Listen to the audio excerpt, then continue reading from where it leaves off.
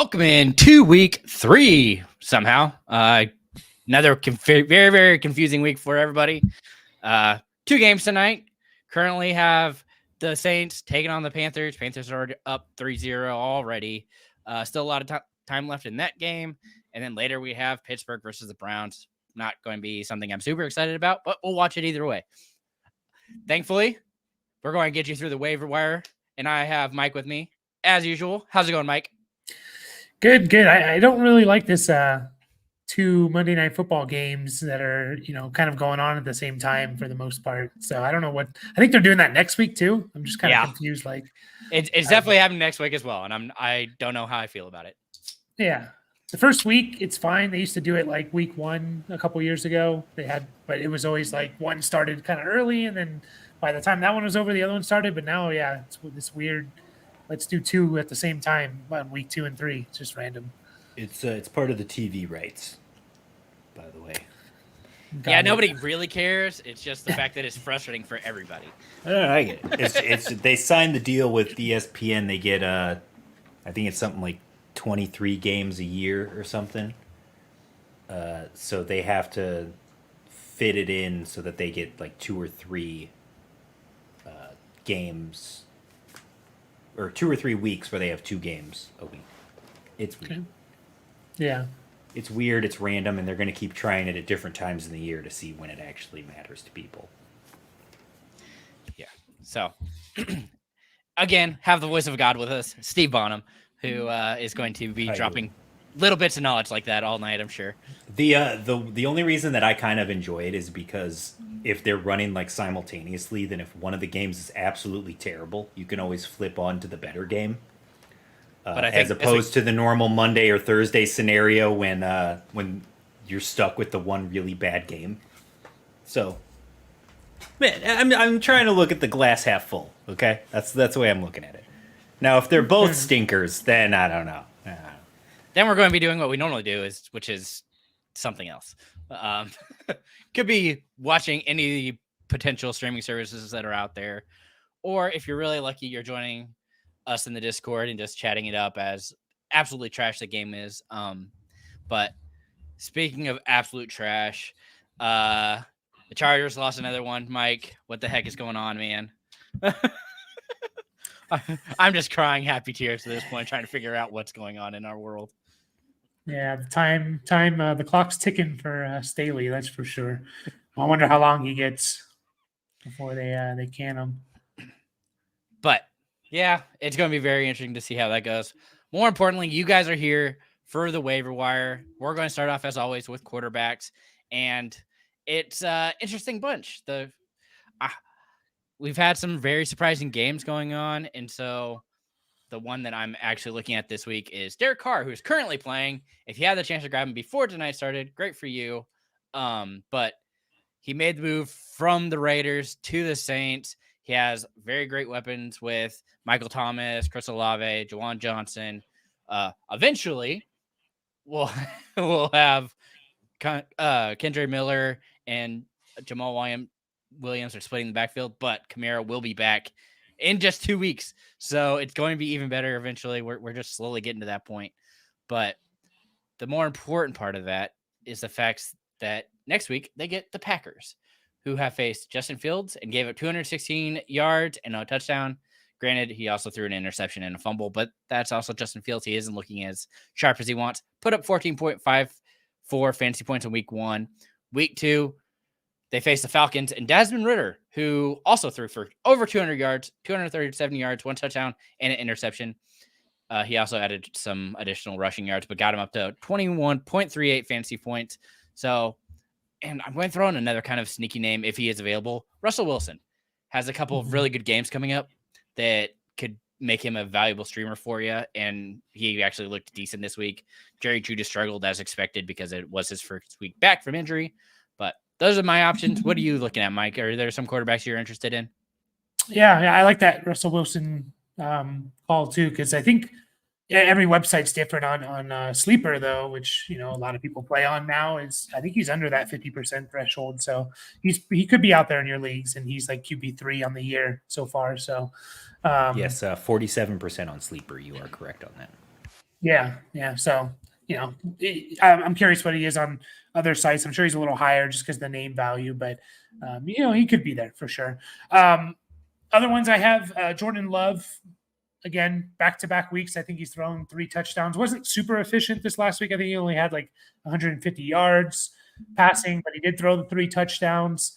And he's QB2 so far in the season. Don't think that's going to necessarily, stay that way because of just matchups. It's his first year, and he doesn't have the greatest weapons, but he's looked good his first 2 games, so you can't take that away from him.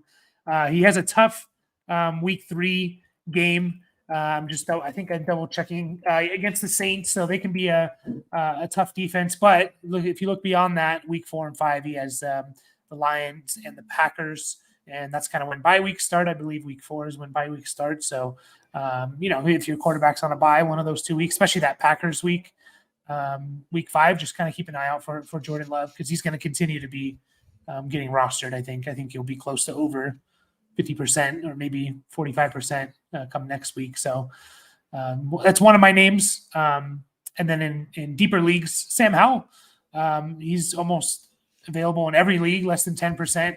He's QB12 on the season. His offenses look better. They're letting him throw the ball. They have weapons with McLaurin, with Dotson, with Curtis Samuel, Brian Robinson, Gibson, Logan Thomas. There's some good names there. And Sam Howell can do some work on the ground. He hasn't really shown it this year, but he can use his legs and get some rushing yards. And he does have the Bills and Eagles the next 2 weeks, so that's tough. But after that, Bears, Falcons, Giants. So probably a name you're going to see the upcoming weeks. And I mean, he did rush a couple of times in yesterday's game and picked up a couple of very crucial first downs with his legs. So I like that one. But again, it was the matchups that kind of made me nervous about the next 2 weeks for sure. But we'll see how he ends up doing. But at the same time, what have we seen from the Eagles the first 2 weeks? Mac Jones lit them up and Kirk Cousins lit them up. So, we're basing it off of last year and like the Eagles are great and all this stuff, but they haven't looked great in terms of their pass defense. Yeah, their secondary the first 2 weeks. And I'd say Mac Jones is, Sam Howell, you can maybe are comparable in terms of their talents, and obviously Kirk Cousins is a pretty good quarterback, but both those guys had good games against them. So we'll see. Definitely a name to keep an eye on when bye weeks start up. Oh, for sure. I mean, I absolutely love that as an option because I've liked Howell. But the more surprising thing is actually Jordan Love. That was the one that really does surprise me just because he has been playing pretty well and he has weapons. Potentially Christian Watson coming back next week. We'll see. As well as Aaron Jones, if he's back, which that one's more up in the air than the Watson. Watson's kind of been getting close, but not quite tipping the scale there. But so, all right, quarterbacks was easy. We'll move into running backs because, we had a couple of big people go down, David Montgomery, Saquon Barkley, potentially. A name to kind of keep an eye on your waivers is Jeff Wilson. He has been on IR, but when he comes back, I would expect him to almost immediately compete for that RB1 spot, or at least 1A, 1B with Mostert. So, but more importantly, the name that you brought up last week should be on people's radars for sure. Zach Moss, 32.1% rostered. He does get the Ravens, but we saw last week he had all of the work. There's no other running back that you had to worry about. The people you had to worry about was actually the quarterbacks who had the rushing attempts, and he looked good. I mean, also caught all 4 of his targets, 19 yards, 18 carries, 88 yards. He also scored a touchdown. Also, Richardson went into concussion protocol, so that's 2 additional rushing touchdowns that were taken away from him because Richardson scored them. But I also think that Gardner Minshew helps Moss even more because I think he will actually use him. So that's who I'm looking at for the next couple weeks. But it's definitely going to be interesting. I'm curious to see how much Taylor affects the run game as well. But it's definitely the Zach Moss show there for sure. Yeah, I mean, you got 2 weeks of a starter who's looked good last week. He looked good for a stretch last year with the Colts. In terms of just the volume, getting the volume and everything. And who knows about Taylor? Like, he might not be there. Maybe they trade him and say, hey, this Zach Moss is doing well. I don't know. There's a lot up in the air with Jonathan Taylor as well. So at least you have someone for 2 weeks for sure. I like that. Yeah. Let's hear yours. Who do you got? Yeah. There's a lot that I listed. So I'll kind of, a couple that I really like, and then kind of quickly go through a few others. But, both Ravens running backs are both under 35% rostered according to ESPN. They both had top 24 weeks in PPR. Edwards did have the better week, but Justice Hill actually, I believe, outsnapped him, and he was kind of playing all the value snaps, the third downs, the 2-minute drills, the goal line stuff was actually all Justice Hill. It just happened so that Gus Edwards had the better fantasy week because he got the touchdown. But I would lean Justice Hill if you had to choose between the two. I'm not a huge fan of. Yeah, I'm not a huge fan of Ravens running backs, but we do expect this offense to be better, and there should be some value there. At least a flex option, especially during heavy bye weeks. You should be able to flex one of these guys, in my opinion. So definitely would look at those guys. And then Roshan Johnson, who I really like, is under 30%. Kind of a weird situation with the Bears. Like neither one of their running backs are really doing anything. They did basically they took Deontay Foreman, at least this last week, out of the picture. So it was just these two guys. It didn't produce anything, unfortunately, but I just like Roshan. Khalil Herbert hasn't really taken hold of that backfield, in my opinion. And if this Bears offense can just get a little more consistent and just run the ball and just a little better overall, like maybe we'll get some value with one of these guys. And I like Roshan a lot.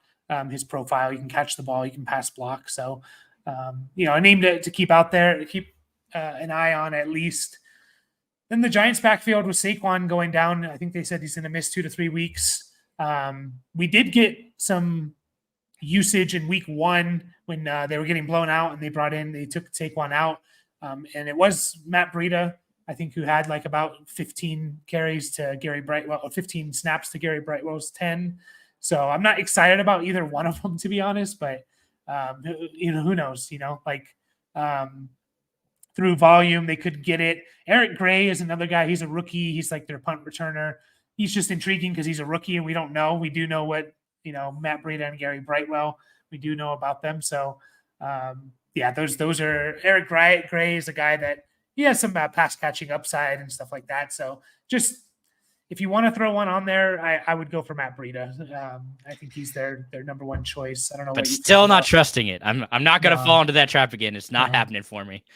It's tough. It is tough, but he deserves a roster spot, I think, in most leagues. And who knows what happens if they just feed him the ball. And then some quick names. You mentioned it with Montgomery going out. I think Craig Reynolds is an interesting guy because he basically took that role immediately. It wasn't just Jahmyr Gibbs gets it all. They just used Jahmyr Gibbs the same. In terms of the snaps, I think it was slightly in Gibbs's favor in the fourth quarter, but that was because there was like a 2-minute drill, that's Jahmyr Gibbs's role now. So Craig Reynolds could just be like a poor man's David Montgomery in this offense. Still really wish it was Jackson, man. I wish they would have kept him around because I think that would have hit them a lot better, but they seem to like Reynolds. So yeah, they do. And we've seen a couple games from Reynolds, I believe. I don't know if it was last year or 2 years ago, but they've kept him around at least. Yeah, he's been on the Lions since 2021, so they like him for a reason. So I think honestly wouldn't start him just because it's a big risk, but I think he could just be the David Montgomery role. And Jahmyr Gibbs, everyone's going to be upset thinking it's going to be Jahmyr Gibbs getting 20 carries. I just don't think it's going to happen. So I don't really seem to think that either. I mean, they've kind of shown their hand. They don't think that he can handle that full job, or they don't know what to do with him. I'm really nervous that they just have no idea because he is super talented and is getting chunks, but the way they're using him is just weird. Yeah, for sure. And then just 2 more quick names. Sean Tucker, I mentioned last week. Rachaad White had a good game, which was nice to see. But it's interesting is they were actually trying to take away some of his playing time. They put Chase Edmonds in after 6 plays of a drive. They put Chase Edmonds in there, which is not the case the week before. It was like all Rachaad White, but then Chase Edmonds got hurt. So Sean Tucker, I think it's still, if Rachaad White yeah, he looked good this last week. If he doesn't look good over the next couple of weeks, I think they'll be quick to kind of give someone else more carries or playing time. And then Jerome Ford for the Browns, we'll see tonight as well. But he was playing like basically the Kareem Hunt role week 1, and so there's some value potentially there. Yeah, a lot of guys, but nothing super exciting. Zach Moss is definitely the guy to go after. Yeah, and I mean, even with Tucker, the fact that oh my God, Edmonds actually went to IR. They put him on IR today because he got an MCL sprain, so he's out 4 weeks. But not ideal. And then so that's definitely, again, with Tucker and Ford, you're more looking at handcuffs. Johnson has some value, as well as the Ravens running backs as guys that you could actually potentially throw in and flex, but still risky. Don't love it. But we'll get out of running back because it's kind of a wasteland right now, as usual, until somebody gets more of a role or we see something that really just is eye catching. But at this point, moving on to wide receiver. Moving on to wide receiver. There we go. Bernie wants to know, does he start Amari Cooper or Elijah Moore tonight in full PPR? Well, Cooper has a groin injury. I'm just so nervous he's going to end up pulling up and not wanting to do that. So I would go Elijah Moore. And the fact that he was using the rushing game as well, I'm leaning Moore for sure. Yeah, it's basically, do you want Amari Cooper on a pitch count or a full workload of Elijah Moore? I'd go Elijah Moore for sure. I mean, Elijah Moore, I think, even had a slightly better game. Wasn't great in week 1. But yeah, I'm just too afraid of that. Amari, we saw it with DeAndre Hopkins yesterday, pitch count and what it means. It's just, I don't like that stuff. He could just re-aggravate it after the first play. And it sounded like he wasn't even going to play. And it was kind of like earlier today where it was like, no, he is going to play. So those are always, a little scary, I'd say. Yeah, I think that's why I pivoted so hard away from Hopkins yesterday. Is I was just like, man, if you were injured and you're just now deciding you're wanting to play, I can't bring myself to play you. But we kind of touched on, so Deontay Johnson's going to be out. They put him on IR officially.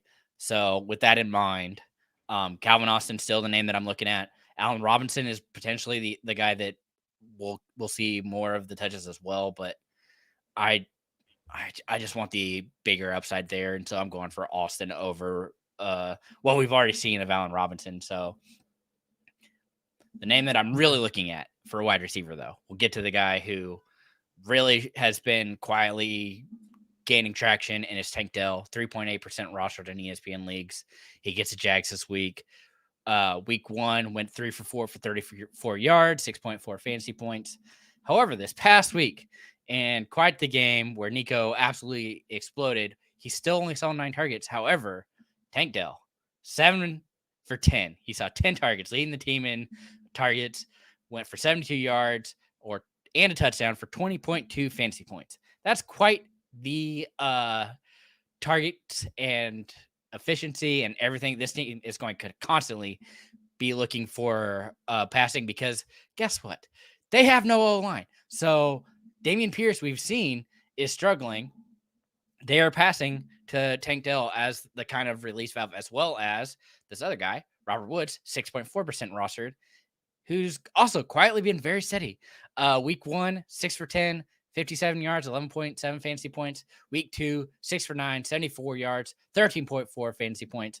Both of those are pretty quietly being very steady receivers that you could easily plug into your flex and not have to worry about it. But I guess I'm just in love with the Texans. I love Nico, love Tank. Now Woods is creeping on there, and I just don't know what to do. But those are my wide receivers. Who are you looking at, Mike?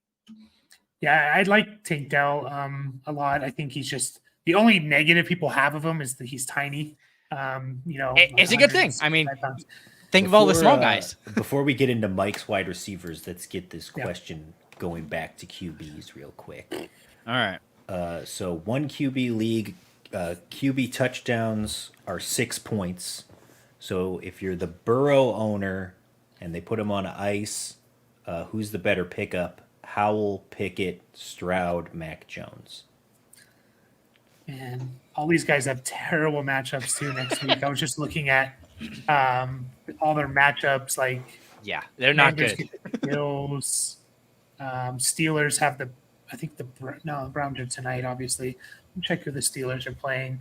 Steelers playing the Raiders. I'd probably take, if you need it for next week, I think I'd take Kenny Pickett just for that reason. Like, man, Texans, who are they playing? The Jags? I Yeah, think? that might be the one I'm going with. Yeah. I think Yeah. Stroud can really sling it. The fact that they're kind of figuring out what they are, and he's going to have to throw because they have no run game, because they have no line. It's funny how that works out. So I mean, is Derek Carr there? Like you mentioned him as your guy. Like, I think that's not a I bad love choice. the matchup too. Yeah. And the matchup, yeah, it's just all these matchups. Mac Jones plays the Jets, so I think Stroud's okay. If Kenny Pickett looks good in this game tonight, then I'd maybe pick him up because he plays the Raiders, and we just know how bad the Raiders defense is. So, and they're going to have to put up points. I mean, Jimmy G's been pretty good with what he's had, and even with Adams maybe out, Myers will be back. So, yeah. And then if Burrow does go on IR and you need like long term, you're going to need multiple starts. We mentioned, Sam Howell was one of my guys, and after their, the Bills and Eagles the next 2 weeks, they get the Bears, Falcons, Giants. So a nice 3-week stretch there from weeks 5 to 7. So someone to look at if he does get put on IR. I'm going to get a little nastier than that, and I'm going to throw out Baker Mayfield as as another option. I don't know why that's nasty. He's just outside the top 12 right now. The only reason I don't super love it is because he has a bye week in week 5. So you'd have him for 2 weeks and then have to find a replacement again anyway. And he potentially played 2 of the worst defenses in the Vikings and Bears the last 2 weeks. So there's that too. Yeah, I mean it's tough. I mean Jordan Love is another guy we mentioned if he's out there. I don't mind that. But yeah, I mean Baker has looked good. Like you said, I think he's QB 13 or 14. Like he does get the Eagles this week, but maybe the Eagles aren't as good as they were last year. Who knows? Bummer. Yeah, that's sorry. We were trying to give you some quiet potential winners for you, but yeah, that's and Russell Wilson is probably also rostered. Yeah. Well, Pickett, if he looks good tonight, I would take him against the Raiders. If not, if he looks terrible, maybe go Stroud, just because Howell and Mac Jones have really bad matchups.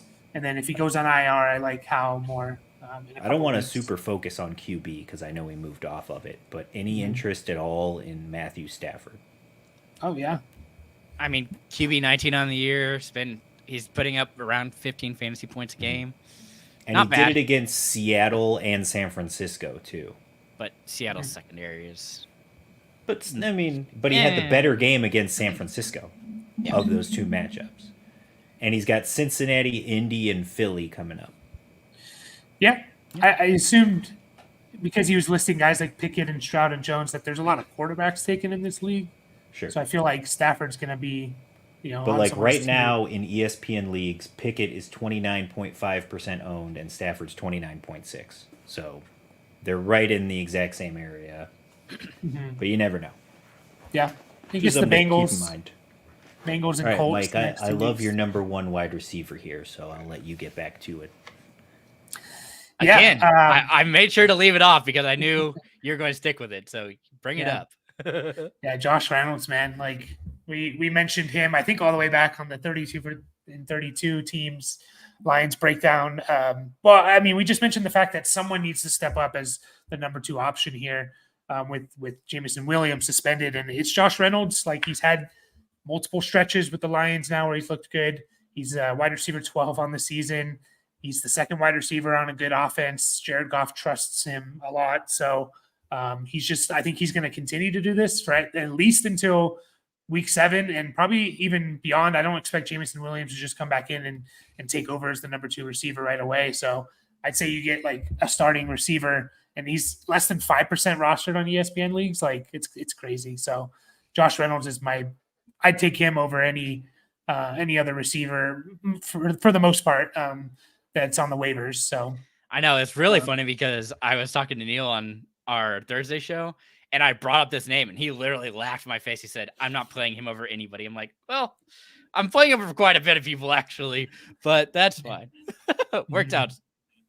Yeah. Yeah, it's looking good. It's looking good. So hopefully he stays healthy and everything, and he's good to go. It sounds gross. Kadarius Toney was probably dropped a lot after week 1. I would maybe add him and just wait at least another week or 2 to see if they use him more, because he's getting targeted on a ridiculous percentage. He runs 15 routes and gets 5 targets. Like, that's insane, 33%. And that was kind of the same in week 1. And yeah, he was terrible because he couldn't catch the ball in week 1, but he caught all his passes this week. And if they just decide they need someone on this receiving core to step up. It can't just all be Kelsey. They had Juju last year, who I think was underrated in terms of what he did for that team. So I think they need someone, and it could be Toney. So I'm willing to pick him up and give him another week or 2, because I think if he does hit, he's a top 20 receiver, top 24 guy potentially. So just a name that sounds gross. And then Tutu Atwell, who's been overshadowed by Puka Nacua, but Tutu Atwell is wide receiver 15 on the year. So he was, I think, a second round pick. Was a rookie last year, didn't pan out, or 2 years ago, I forget. But anyways, he had high draft capital, and he's looked good, and he's been right there. He's been pretty good. I know Puka's getting all the crazy numbers and setting records, but yeah, Tutu's there, and I think he can have a role if Cooper Kupp comes back. So those top 3 for sure. I'm looking at, and then just kind of more deeper leagues names to keep an eye on. Rashad Bateman was Beckham's replacement, even though Aguilar had like the bigger game.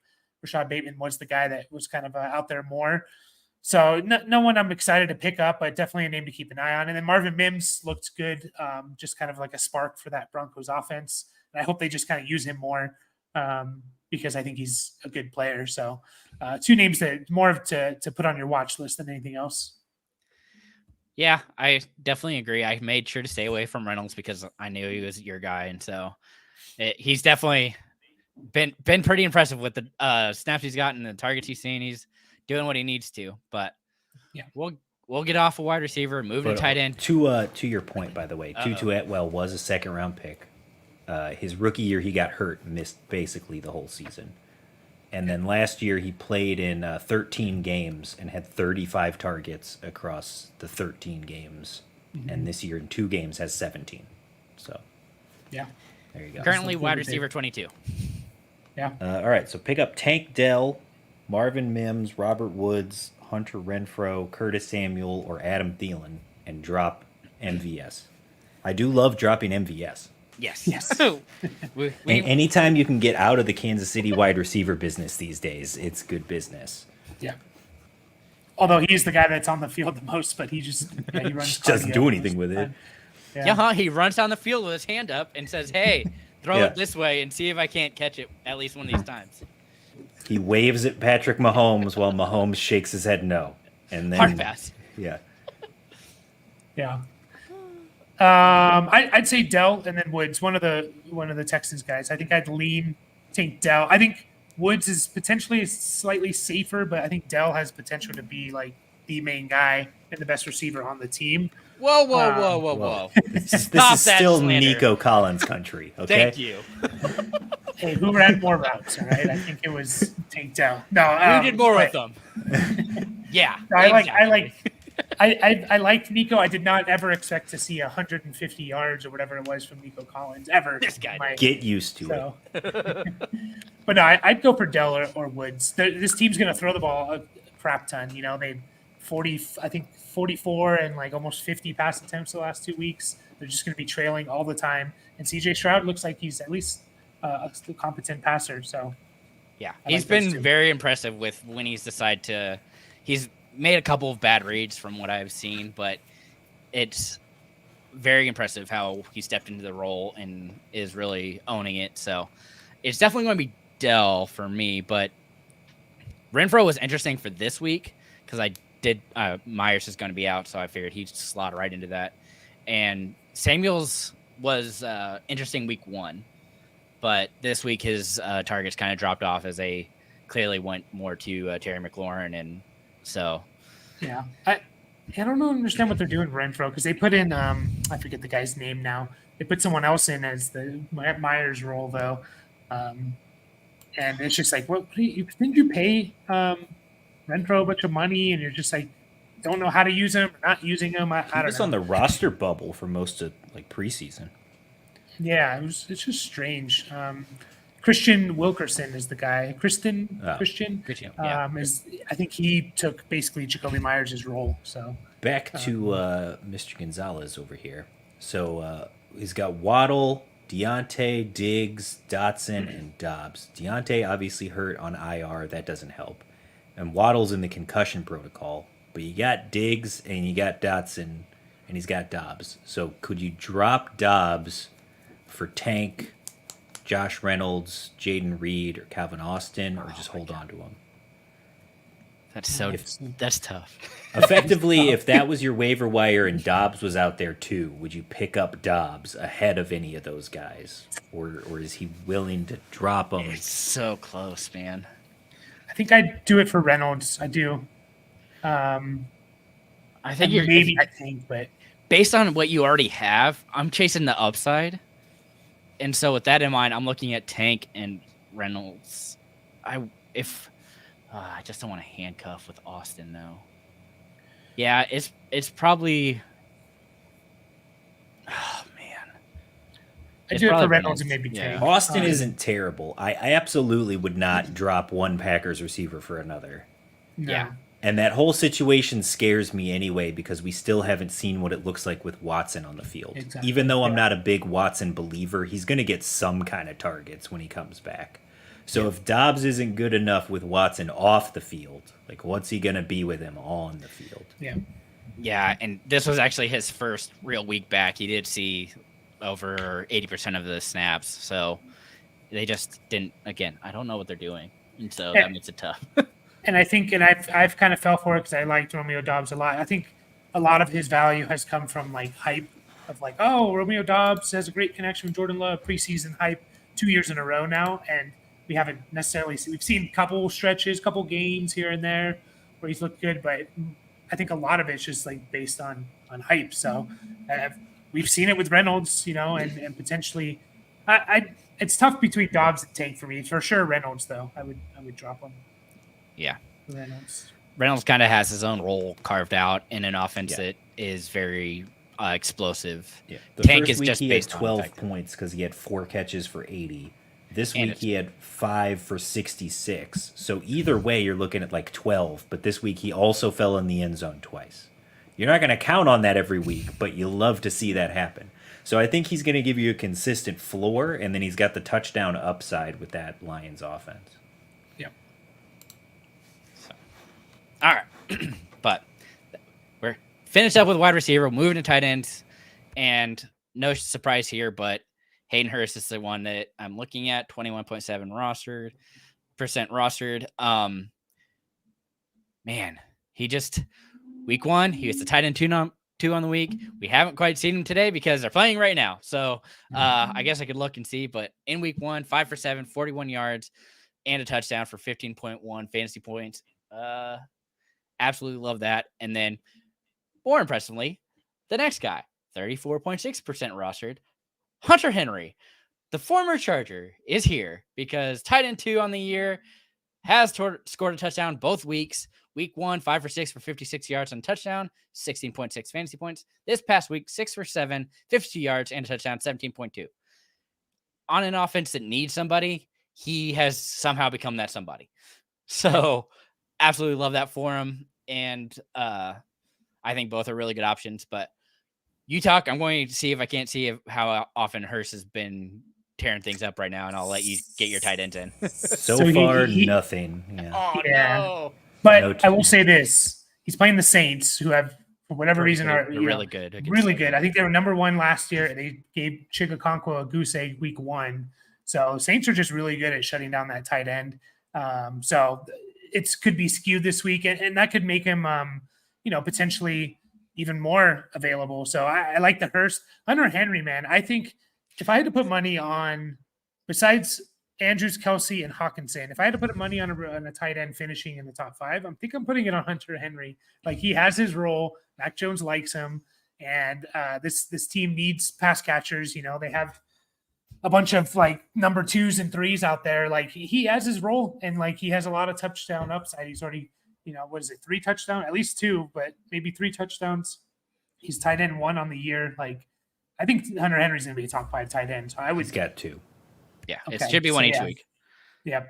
And he's getting, you know, his 6 catches and 50 yards. yards, you know, like he's right at 11 even without the touchdown. So and again, not to toot our own horns, but we mentioned it in the 32 for like, why is Gesicki being drafted and not Hunter Henry? Like, what is going on? And so he's just he's gonna be, I think he's gonna be a top 5 guy. So I like both your guys more than, well, Sam Laporta is the guy I listed first. I still like him too. So yeah, the rookie has been showing up and doing very well so far. Yeah, just under that 50%. He's tight end 4 to start the year, I believe. He gets his 4 to 6 catches and 50 yards. Like, this team has plenty of targets to go around. You know, Amon-Ra St. Brown's obviously the target hog. We like Josh Reynolds, but he's not this huge like 10 targets a game guy. He's not a big, you know, he gets his 4 or 5 catches. So yeah, I like Laporta. He's carved out a role, and I know he's a rookie tight end, but he's doing it. And then Zach Ertz. Yeah, it's crazy. I don't get it, man. Yeah, but I mean, he leads the team in receptions. I think he's second most catches for tight ends over the first 2 weeks. He leads all tight ends in targets through 2 games. All tight end in targets. He's tight end 6 on the year. Last year, and I think a lot of people forget this, before he got injured, it was a 10-week sample, by the way, he was tight end 3. He was tight end, it was like Kelsey, Andrews, and Zach Ertz. So, well, it's not that people forgot, but everybody assumed that it was going to go to Trey McBride, who is this up-and-coming rookie who looked really good when he was out. There's a lot of guys like I would be dropping for Zach Ertz and Hunter Henry, both those guys. Like Ferguson, you're gone. You know, I'm trying to think of other Gerald Everett, Chigakonkwo. These guys that you drafted like late, they're gone in my opinion. Kincaid, all these guys, you know, drop them for these 3. Hayden Hurst as well. The issue with Everett and Kincaid is the fact that they already have another tight end they're battling for targets for and playing time. Yep. So that was my issue with Kincaid the entire time is Dawson Knox is not dead, guys. Yep. Hate to tell you, but they both actually are. I think they're like tight end 13 and 16 on the year because they both are running like 50 plus routes a game. So. Yeah, when they have one tight end on the field, they use Knox because I think there's just a little more versatility with him in terms of his blocking. So, I think the Kincaid, it could come on, you know, we could be sitting here week 10 and talking about Dalton Kincaid, but I think as of now, if you're holding him as your second tight end, like drop him and pick up one of these guys or just another receiver, running back we talked about. Yeah, so, all right, we'll get out of tight end. Move to what really matters to the people, because if you're like me and are streaming, the next team that I am picking up for my defense are the Chiefs. 9.7% rostered. I've been super blown away. I was expecting this team to be absolutely horrible on defense, and the first 2 weeks, I've just been shocked and awed. Granted, I know the first week was the Lions who put up 21 points, but this past week against Jags, they only allowed 9 points. Chris Jones is back. Jerry Sneed looks awesome. McDuffie has been really good in the slot. I mean, Sneed pretty much took away Ridley the last game. So, like I said, week 1 took on the Lions, 3 fantasy points, not great. Week 2 versus the Jaguars, put up 11. And this week, guess what? They get the Bears. Bears week 1 had the Packers. Packers were the 4th defense in week 1. Week 2, they had the Bucks, who is currently sitting at the number 1 defense on the week. So with that in mind, I am willing to roll out the Chiefs at that 9.7% rostered and just hope for the best because they've looked good and I have been just blown away by them. So that's the defense I'm looking at. Who are you looking at, Mike? Yeah, I like that choice for sure. Jags defense I think a lot of people dropped them because they played the Chiefs. They put up 11 points against the Colts and 8 points against the Chiefs, which is really good for one of the best offenses potentially in the league. And they play CJ Stroud. Now, you know, we talked about Stroud. He looked good. He threw for crazy amount of yards and garbage time. But, you know, a lot of that could be also the Colts just not being a good defense. So I think the Jags are a talented defense, you know, not the best, but they're good. And they've put up almost 20 points over the last 2 weeks. So, you know, one of them against the Chiefs. So I like that one. And they get the Falcons in week 4, who maybe are a good team, but they're not going to be this explosive offensive team, you know. So good chance for you got a defense for the next couple of weeks. And then the Browns, who I actually do think is a really good defense, we'll see tonight as well. They've only played 1 week. They scored 9 points against the Bengals, who, you know, maybe the Bengals are not the best measurement right now of a good defense, and it was a rain game, so yeah, keep that in mind too. It did rain quite a bit, but I just think their defense is talented. And again, we'll see tonight if they play well. Another team to target, because they play the Titans in week 3, another team that's maybe a good team, but just not this explosive offensive team. And the Titans have given up 9.5 points on average to defenses the first 2 weeks. So. But I like the Chiefs as well. There's actually a few good ones out there I was looking at. So seems to be some good matchups for some waiver wire defenses this week. Yeah, if they're available. I mean, that's the other thing about this, is just the fact that if they're available, you kind of have to go with it. And so that's part of the reason I looked so low, is because I knew the Chief was probably being just overlooked completely. And so after their first 2 weeks, I'm bringing them up, and who I'm probably going to be dropping the Bucks for this week, because that was my pick up and roll with last week. So we're going to roll with the Chiefs this week.